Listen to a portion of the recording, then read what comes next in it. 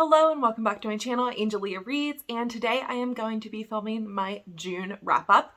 And I read 20 books in the month of June, and I will just go ahead and give you some quick story graph stats that I usually do at the beginning of every wrap-up. I really love using story graphs and getting the stats from there. So, like I said, 20 books, 6,597 pages.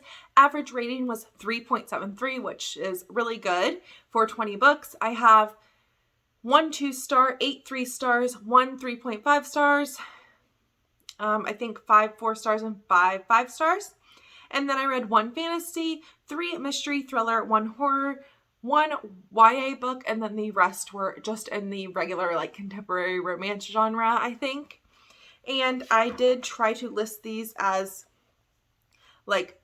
least favorite to favorite. And the least favorite book was for the literature book club. And I don't know. I didn't really like this one for some reason. It was more just okay to me. And it was The Half Orc's Maiden Bride by Ruby Dixon. I have not read too much from this author yet, but so far I just didn't really like this one from her. It was just a short novella, and it is part of another series, I think, and I don't know which number this one was, but just wasn't really my favorite, so that is why it is on the bottom. And then next I have Reckless Girls by Rachel Hawkins, and I don't know, I really enjoyed The Wife Upstairs. I recommend it as definitely a lot of beginner thriller for sure to read, but I just didn't really like Reckless Girls and just wasn't into it. It is a isolated summer thriller. If you are looking for a thriller just to read by the beach or pool, then I would maybe recommend it, but other than that, it just wasn't really for me. It wasn't really my favorite. And then next I have The Lion's Den, and I really thought I would like this one. It is by Catherine St. John, and she does have another book, The Siren, I may or may not check out, but for this one, I just didn't really like it. Belle, she goes on vacation that her friend Summer, and then her Summer's boyfriend, which is way older, sugar daddy kind of thing, hosts on his yacht. It is a mystery summer fiction. Again, another poolside read, but I just didn't really go that deep. It was just rich people drama, which if you do like that, I do recommend it, but just not my favorite. So I did end up giving that 3 stars. And then this next book is a sequel, so I'm not really going to talk about it too much, but it is Finlay Donovan Knocks 'Em Dead. This picks up right from where the first book ends, so that's why I'm not going to talk about it too much, but it just, I don't know. I don't want to keep saying not my favorite, but I think I did like the first one better, and the first one I didn't really love either, so I was like, okay. I don't know. I think I will read just one more book in this series and then see where I stand with the series, if I want to continue or not. And then the next one is The Missed Connection by Denise Williams. And let me see if I can find it here in my notes. Did I read it the second half of the month? I thought I read it the first half. Let me see. It is a novella by Denise Williams, and she is kind of doing the same thing as Ali Hazelwood and has those different novellas. And this, I think, is the second one, and I didn't like it as much as the first one. And it does I think this one is the one that takes place over New Year's Eve, so that's a little bit fun, and it was fun, sweet, and short is what I will say about it. And then Electric Idol by Katie Robert. This one is the second book to Neon Gods, and I think it's called the Dark Olympus series, and it is about Psyche and Eros. It's a marriage of convenience, and Eros is told to kill Psyche by his mother, and instead of listening to his mother and killing her, he ends up marrying her. So that's a little bit of a fun twist. And I gave it 3 stars, I think just because it took me so long to read it. I would put it down, pick pick it up, read a few more pages, and then put it down for a couple more days. So I think maybe that's it. I think if I read it all at once, I'd maybe give it to 4 stars. So like between the 3 and 4 star, probably 3.5. And then next I have The Romantic Agenda, and this is by Claire Kahn. I actually picked up this book that on a day that we were going to a lake. I did not want to bring a library book to the lake and kind of get water damage or anything happen to it, so I picked that one up. And this is a romance with an ace main character, so that was really interesting to kind of learn about. And the ace character is a romantic ace character, obviously. She has basically been in love with her friend for a very long time, but her friend is not in love with her and wants to have her meet this girl that he's been seeing. And she was like, hold on, you've been seeing this girl? Like, I didn't even really know that you had like anything serious with somebody. And he was like, oh yeah, I've been seeing this girl. I think her name was Summer. And I really want you to meet her. And also she's bringing her friend, her guy friend, along for you to meet. So it can kind of be this like double date lake kind of trip. And from there, she has to fake date the friend that Summer brought along. That way her friend Malcolm can get some time with her. And it was a really good like friend kind of group, and just I think it was a perfect book to bring on a lake vacation. Really fit the vibes. The romance wasn't really my favorite, but I think this is her first adult romance, so I definitely would read more romance books by her in the future. And then next I have Book Lovers by Emily Henry. Yes, this is kind of in the middle of my list because this I rated 3 stars, and it was not my favorite romance by Emily Henry. Beach Read is still my top favorite. And then I can't really decide where to put Book Lovers and People We Meet on Vacation, but I did like the small town aspect and a lot of parts of this book, but other parts really annoyed me. I'm sure you've heard it from a lot of people, but yeah, some parts were good, some parts were super annoying. That's how I kind of landed on that 3 star there. And then next I have the YA romance I read, which was I Kissed Shara Wheeler. This is compared to Paper Towns by John Green. I have not read that, so I had no idea about like how similar it is, but I have heard that it's very similar. And it's about Shara Wheeler. She goes missing, and this kind of group of acquaintances goes to look for clues to find her, because Shara leaves clues around, and these people have all been kissed by Shara Wheeler within a few days of her disappearance.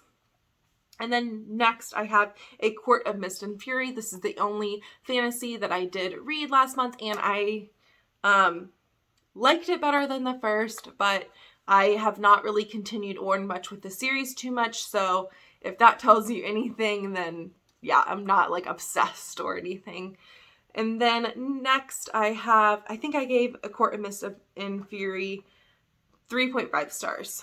And then next I have Deceived by the Gargoyles, and I was supposed to finish this in May, but ended up finishing it up in June, and I gave it 4 stars. It is by Lillian Lark, and the main character goes to like a date, like matching kind of service, like in person, gets matched with this gargoyles.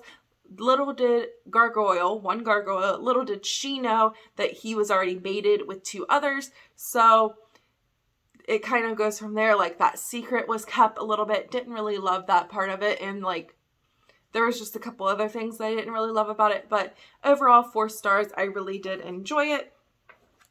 And then next I have The Newcomer by Mary Kay Andrews. And I got this book last summer for my birthday, and I was like, okay, well, my birthday was at the end of June. I was like, I need to read this before it sits a year on my shelf. I got it for my birthday. I should, read books that are gifted to me for sure. And yeah, I finally read that one and I really enjoyed it. It was like a small town kind of mystery vibes. And the main character, Letty, she finds her sister murdered, and she goes ahead. Sorry, I thought that was it was a vehicle going by, and I thought that was like my son's bus coming. But Letty finds her sister dead, and her daughter was also in the house, and she goes ahead and takes her sister's daughter away, and because she wants to take her away from who murdered her sister, and she goes away with her niece to Florida to this hotel and basically starts working there, living there, and until the actual murder of her sister is caught. And it was a really good, like, I don't know about like romantic suspense, but it was really good, like, romance book with that like mystery kind of suspense and with it. And the only reason I gave it 4 stars is because it was a little bit longer, but I am interested in picking up more books by this author for sure. And then next I have Fair Catch, which I did originally rate this 4 stars, but I might bump it up to 5 stars because I really, really like this book. It is about the main character, Zeke, and then the girl in it, she is a football player, and it is about their romance, a first in a series that Candy Steiner is doing, and I have really been loving Candy Steiner lately. The cover of this book is absolutely gorgeous, and really excited to continue on with the series as it comes out. And then next is another 4-star book, and I have The Maid by Nita Prose. I started this whenever I got this from Book of the Month. I think I got it in January, and then I think I got to like chapter 7-ish, and I just put it down, never put it back up. Didn't really love the long chapters or anything, but then I finally was able to get my hands on audiobook, and I really enjoyed this one way more than I thought I would. So if you are skeptical about this book, I definitely would recommend the audiobook, because now I am like, how dare you do this to Molly Maid? But back then I was like, this book is so boring when I was reading physically. And if you don't know about this book, like I said, it's about Molly the maid, and it doesn't say specifically anywhere that she has autism, but you can definitely see that like she is on the spectrum, and she just recently lost her grandmother, so she's living alone for like the first time, and she is working as a maid at this very fancy hotel. She walks in and finds a dead body, and basically the whole book she's like getting questioned about this. And it's like, why are you questioning her instead of looking at these other prospects? And that kind of annoyed me. I'm like, why are you doing this to Molly the maid? And it was a really good book. Happy that I never took it off my shelves, and I picked it up on audio to try it for a second time. And then I just have a few more books here. I have You Made a Fool of Death with Your Beauty by Akwaeke Emezi. This is my first book by Akwaeke Emezi, and I definitely would read more from her in an instant. I really loved this book and definitely highly recommend it for a summer read. I'm not going to say too much about the synopsis because this book really surprised me, but it does start off with kind of like 5 years, I think it's like 5 years after her partner passes away, and she is just still heavily in that grieving process, and it just kind of is a little kind of snippet of her life, kind of, and then some things happen towards like, I think the middle, but mostly is about talking about grief and her overcoming that a little bit, working through it, and some of her relationships that she goes through. And then this next book is another book in Denise Williams' novellas, short audiobooks, and then they are coming out on ebooks, and that is The Sweetest Connection. And I gave this one 5 stars. Absolutely loved it because it is one of my favorite tropes, which is friends to lovers. So highly recommend that one. That one is the 3rd one in her novella little short audiobooks. And then last here I have Hidden Pictures. This is more of like the horror book that I read this year, or this last month, and it was so good. Highly recommend. And I don't know how you couldn't see this book, like, because it's been everywhere, but if you have not heard of this book, it's definitely like a creepy child's drawings, like even the drawings are in the book, and I really loved it, was creeped out by it, could not read it at night, but such a good book, really good horror book that I really do recommend. So definitely let me know your favorite book of June, and thank you so much for watching, and I will see you in my next video. Go ahead and like and subscribe. And like I said, thank you so much for watching. Bye!